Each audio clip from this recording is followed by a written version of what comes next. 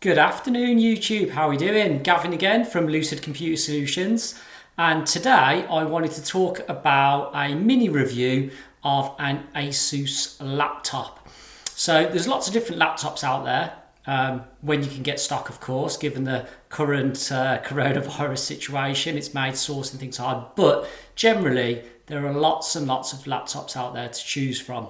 And today I wanted to go for a review of an Asus Vivobook, and it's the 15-inch version. It's almost your stereotypical business kind of laptop. So I thought it might be quite useful to people out there if you're trying to source a new laptop. I thought this may be of help. So let's run through the very basic spec of this and have a look at it, and I'll tell you what I think of it. So the laptop I'm talking about is this. This is an Asus Vivobook. It's the 15-inch version. So in terms of the dimensions of it, it's what you would kind of expect for a 15-inch laptop. But what I would say is the chassis on this for a 15-inch laptop is actually quite small. If you put this alongside another 15-inch laptop, a standard 15-inch laptop, it is a little bit shorter in height. It's a little bit thinner. Lengthwise, I think it's probably about the same, to be brutally honest, but it's quite a sleek, smart 15-inch laptop, which was quite surprising and quite nice, to be honest. So have a little look at it there. It's quite a nice looking device for a businessy 15-inch laptop, isn't it? So yeah, with it being a 15-inch laptop, obviously it has them dimensions around that, and also the weight as well. So it comes in at 1.75 kilograms, which by no means is light. It's not ridiculously heavy either, but it's compared to your 13 and 14-inch laptops, it weighs a fair bit more, but it's still portable. It is definitely still portable. But yeah, there's smaller and lighter stuff out there, but that's because it is a 15-inch laptop. This one, Asus markets either here. They market this as an ergo hinge. So when you alter it back and forth, it ever so slightly rises the base of the keyboard up towards you a little bit to make it that bit more ergonomic, a bit more friendly for when you're sat typing, rather than the keyboard being presented to you totally flat. It comes up at a bit of an angle, which is quite a nice touch. I thought that was quite nice, actually. I'm somebody who loves my keyboards and loves my typing, so for me, I did quite like that feature. I hadn't come across that. That was quite good. The rest of the actual technical specs of this device then. So this particular model here, and I will leave the full model, which is a long-winded numbers and letters, down below and probably in the description. But this one is the i5 version, basically. It's a 10th generation i5 processor. So it's nice and quick. It's got 8 gigs of RAM in this one. So again, nice and quick. And this one has a 512 gigabyte SSD in it as well.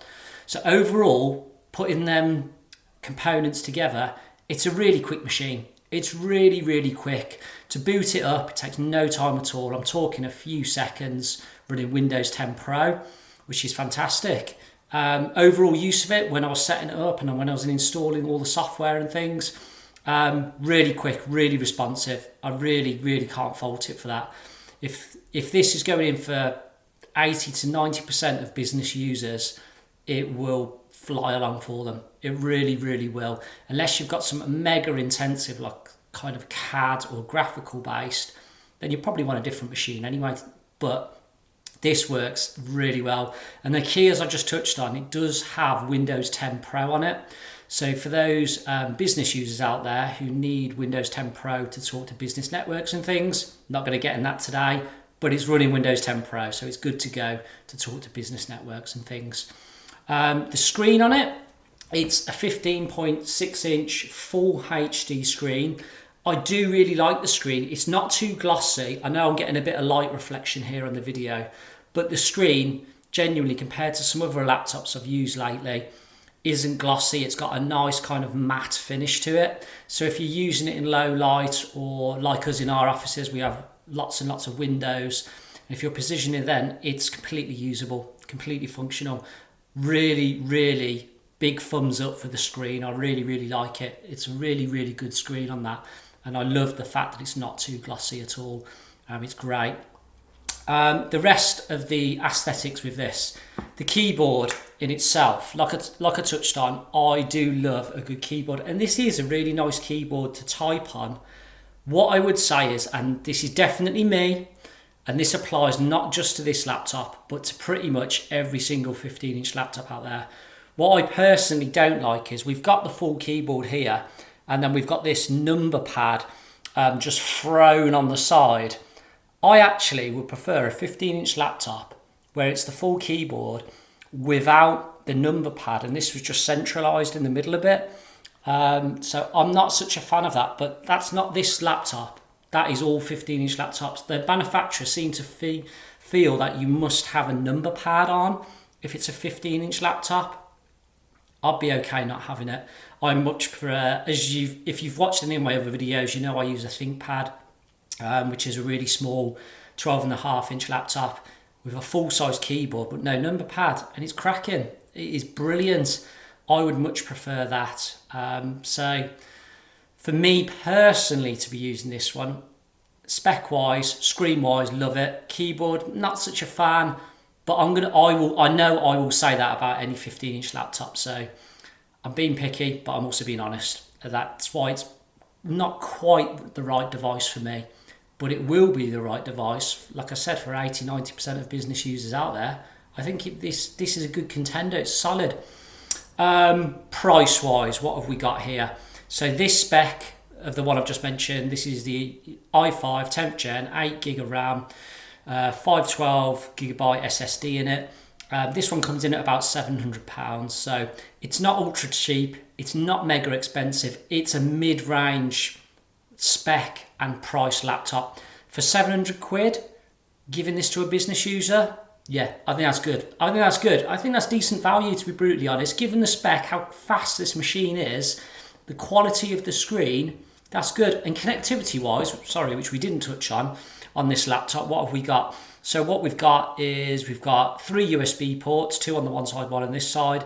We've got full HDMI port, we've got a USB Type-C port, and we've got a mini SD card slot as well. What we don't have on these devices, unfortunately, is an Ethernet port, but you can get the adapters either for the USB or as in the USB Type-C port, with a nice little adapter for that, or you could use a full USB port adapter as well. So do bear that in mind if that's a key requirement of yours.